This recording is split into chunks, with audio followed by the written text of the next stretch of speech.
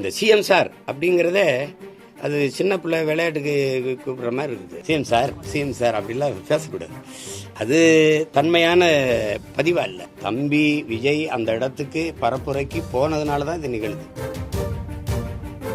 மற்ற இடத்துலலாம் நடக்கலை, இங்கேயே நடந்துச்சுன்னு சொல்றது இல்லை. அப்போ அந்த இடத்துல நடக்கணும்னு நினைக்கிறீங்களா?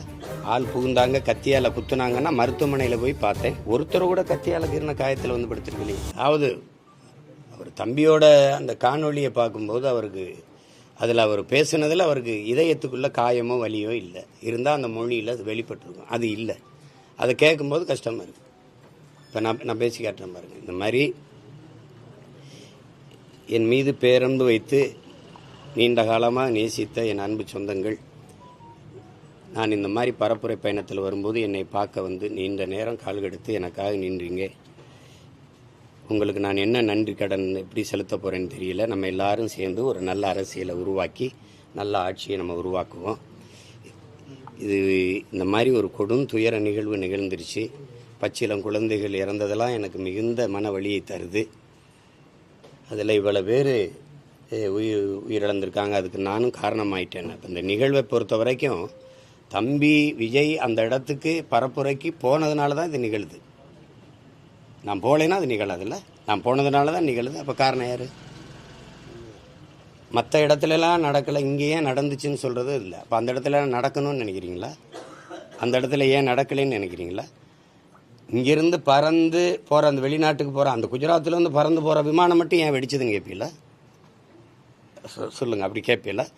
எல்லாரும் போகிற பேருந்து விபத்துக்குள்ளால இந்த பேருந்து மட்டும் ஏன் விபத்துக்குள்ளாச்சுன்னு கேட்பீங்களா? அப்படி கேட்குறதே தப்பு. எல்லா கூட்டத்திலையும் மயங்கி விழுந்தாங்க, இதுலேயும் மயங்கி விழுந்தாங்க. நெரிசலாக இருந்தனால மிதிச்சு அது காயம்பட்டு இறந்து போயிட்டாங்க. அதுதான் மூச்சு திணறல் ஏற்பட்டு. ஆள் புகுந்தாங்க, கத்தியால் குத்துனாங்கன்னா மருத்துவமனையில் போய் பார்த்தேன். ஒருத்தர் கூட கத்தியால் கீர்ன காயத்தில் வந்து படுத்திருக்கலையே. காலில் கையில் காயம், கழுத்தில் காயம், எல்லாம் மிதிச்சது. அவங்களே சொல்கிறாங்க, மயங்கிட்டோம், கீழே விழுந்தோன்னா மிதிச்சிட்டாங்க. சில பேர் நாங்கள் போகிறோன்னா இல்லை தலைவர் வந்துடுவார், நில்லுங்கன்னு எங்களை நிறுத்திட்டாங்க. அதில் நெரிசலில் சிக்கிட்டோம், மயக்கம் வந்துடுச்சு. இதான் சொல்கிறாங்க. ஏன்னா காலையிலேருந்து சாப்பிடல, நீர் அருந்தலை. தம்பிக்கிட்டே கேட்குறாரு, தண்ணியை தூக்கி போடுங்க அப்படின்னு. ஒருத்தர் தேவைக்கு போடுறாரு. அப்போ சுற்றி இருக்க எல்லாருக்கும் தாகம் தானே. பேசும்போது அந்த வலியை அவர் கடத்தியிருக்கணும், ரொம்ப உருக்கமாக கடத்தியிருக்கணும். அது செய்யலை. இப்போ நம்ம பேசுகிறோம், மாண்புமிகு தமிழக முதல்வர் அவர்களுக்கு சட்டப்படி நீங்கள் நடவடிக்கை எடுக்கணும்னு இருந்தால் என் மேலே எடுங்க. என்னை நம்பி வந்தவர்களை, என் உடன் இருக்கிறவர்களை நீங்கள் கைது செய்ய வேண்டாம், அவர்கள் மேலே நடவடிக்கை எடுக்கலாம். இதுக்கு நான் தான் பொறுப்பு, என் மேலே நடவடிக்கை எடுங்க. இப்படி தான் பேசியிருக்கணும். நீங்கள் ஏதாவது பழி வாங்கணும்னு நினச்சா நீங்கள் என்னென்னா, இது எப்படி திரைப்பட கதாநாயக வசனமாக இருக்குது. இப்படின்னா அங்கே கதாநாயகி குடும்பத்தையெல்லாம் கட்டி வச்சுக்கிட்டு என்னை பிடிச்சி வச்சுட்டு கேட்கும்போது தொடர்தான் இருந்தால் என்னையை தொடு, அவங்களையெல்லாம் விடு அப்படின்னு வசனம் பேசுவோம்ல. அப்படி இருக்கு பார்க்கும்போது. அது நல்ல அணுகுமுறை இல்லை. கேட்கும்போது அது எப்படி வரும்? அந்த சிஎம் சார் அப்படிங்கிறதே அது சின்ன பிள்ளை விளையாட்டுக்கு கூப்பிடுற மாதிரி இருக்குது. ஒரு அந்த அவர் மேலே நம்ம உங்களுக்கு மதிப்பு இல்லாமல் போட்டோம்.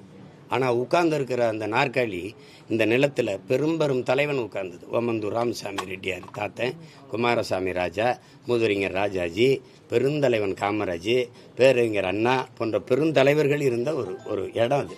அதில் அது பார்த்து பேசணும். சிஎம் சார் அப்படிலாம் பேசக்கூடாது. அது தன்மையான பதிவா இல்லை.